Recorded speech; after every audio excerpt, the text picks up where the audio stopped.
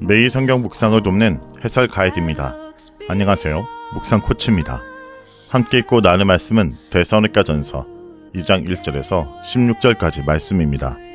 바울을 데살로니가에서 쫓아낸 유대인들은 바울이 급히 떠난 것을 문제 삼아 바울에 대해 중상모략했습니다. 이에 바울은 데살로니가에서 어떻게 복음을 전하며 교회를 세웠는지 하나하나 언급하며 유대인들의 비난을 반박합니다. 1절에서 2절은 데살로니가 방문과 사역의 상황입니다. 바울은 데살로니가에서 오기 전 먼저 빌립보에서 복음을 전했습니다. 귀신 들린 여종에게서 귀신을 쫓아낸 후 공중 앞에서 매를 맞고 옥에 갇히는 고난을 겪습니다. 바울은 이것을 고난과 능력으로 표현하고 있습니다. 이러한 고난이 바울 사역을 중단하게 할 수 없었습니다. 데살로니가에서 와서도 대적자들의 방해 속에서 복음을 전했습니다. 상황이 쉽지 않음을 많은 싸움 중에 복음을 전했다는 말에서 알 수 있습니다.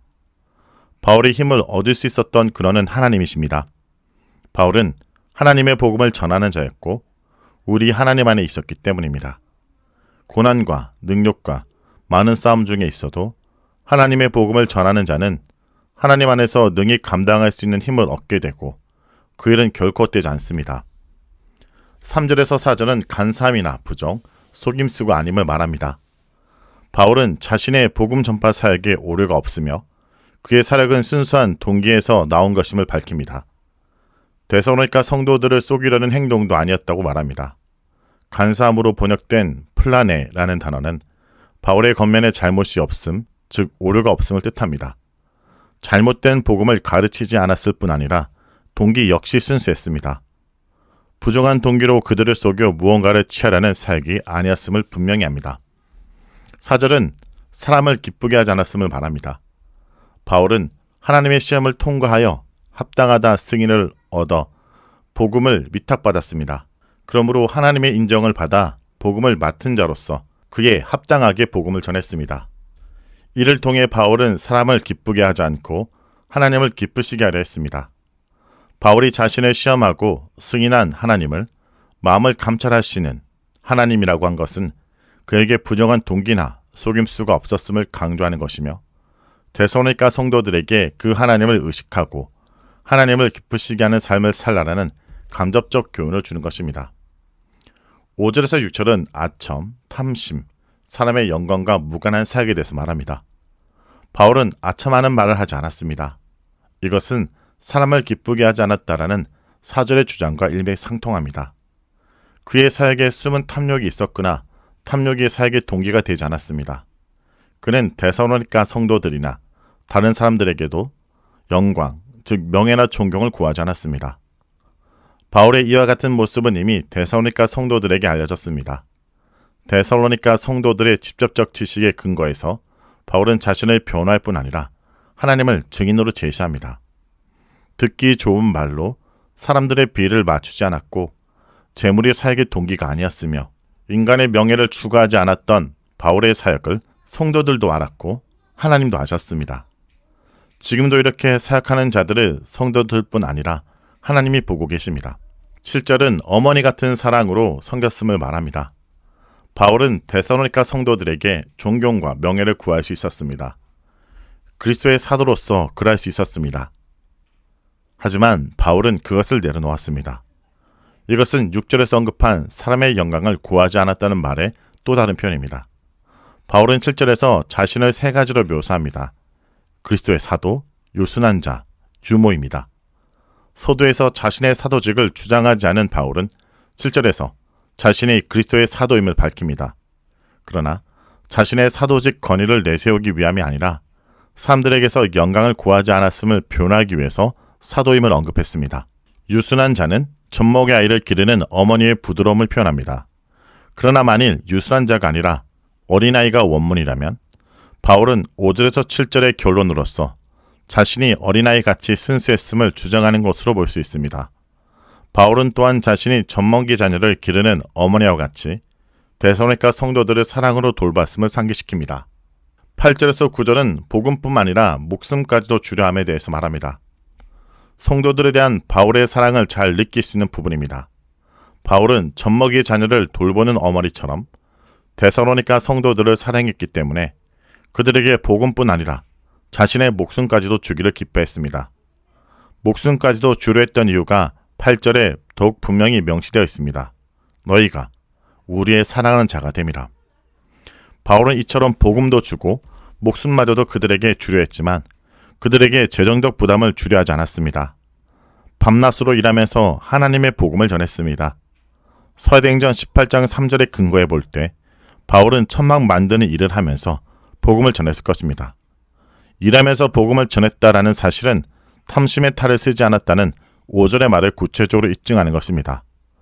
바울의 사역의 동기와 진실성을 공격하는 자들에게 복음뿐 아니라 목숨까지 주려 했다는 것, 일하면서 복음을 전했다는 것은 강력한 변호의 메시지입니다. 10절은 거룩한 모범에 대해서 말합니다.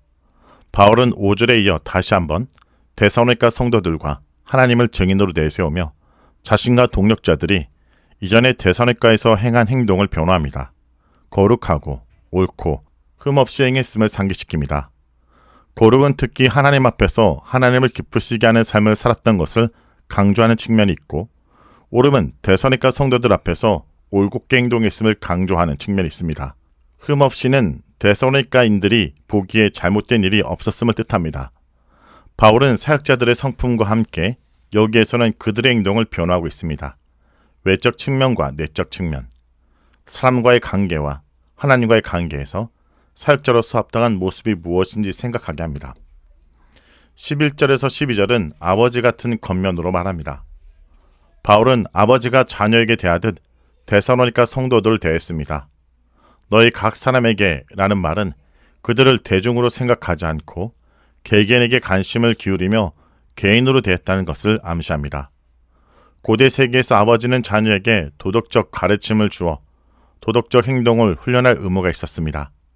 바울과 그의 동력자들은 아버지가 자녀에게 하듯 권면하고 위로하며 경계했습니다. 경계했다라는 것은 어떤 행동을 촉구했다 또는 요구했다는 의미가 있습니다. 바울의 이러한 사역의 목적이 있습니다. 성도들이 하나님께 합당히 행하게 하기 위함입니다. 하나님 앞에서 합당한 삶을 살아가는 자들이 되게 하기 위해 바울은 먼저 자신의 행함을 통해 모범을 보였을 뿐 아니라 권면하고 위로하고 경계했습니다. 하나님은 성도들을 자기 나라와 영광으로 부르시는 분입니다. 부르시는 분이라는 현재 분사를 사용하고 있는 것은 성도들이 현재적 부르심에 반응하여 하나님께 합당한 삶을 지금 계속적으로 살아가라 라는 의미가 있습니다. 성도 여러분, 바울은 오늘 말씀에서 우리 이같이 너희를 위하여 우리 마음이 심히 사랑하여 우리 생명까지도 너희에게 주기를 즐거워했다라고 고백합니다. 이것이 바로 참된 사역의 절정입니다. 자신의 생명까지도 기꺼이 내어줄 만큼 그들을 사랑하는 것, 바로 이것이 복음의 본질입니다. 우리가 오늘 이 말씀을 묵상하며 기억해야 될 것은 복음은 단순히 지적 동의를 구하는 메시지가 아니라는 것입니다.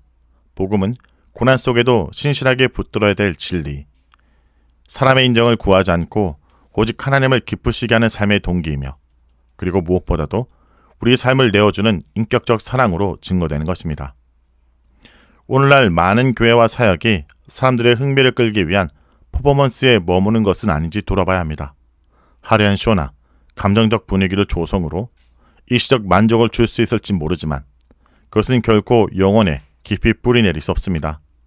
진정한 복음은 우리 삶을 통해 우리의 연약함과 신실함, 그리고 우리의 헌신적 사랑을 통해 그 사람 삶에 깊이 뿌리내립니다. 우리가 삶으로 증명하는 복음만이 그들의 삶을 진정으로 변화시킬 수 있습니다. 말씀을 놓고 기도하겠습니다. 주님, 오늘 말씀을 통해 참된 사역의 길을 보게 하심을 감사드립니다. 우리가 하나님을 기쁘시게 하기보다 사람들의 시선을 의식했던 것을 용서해 주옵소서. 우리가 복음을 지식으로만 가르치려고 하고 우리 삶으로 증거하지 못했던 것을 회개합니다. 주님, 우리에게 바울과 같은 진정성을 허락하여 주옵소서. 고난과 어려움 속에도 오직 하나님을 의지하는 신실함을 주시고 사람들의 칭찬이 아닌 오직 주님 한 분만을 기쁘시게 하는 동기를 주옵소서. 복음의 지식이 아닌 삶으로, 말이 아닌 사랑으로 증거하게 해 주옵소서. 예수님의 이름으로 기도합니다. 아멘.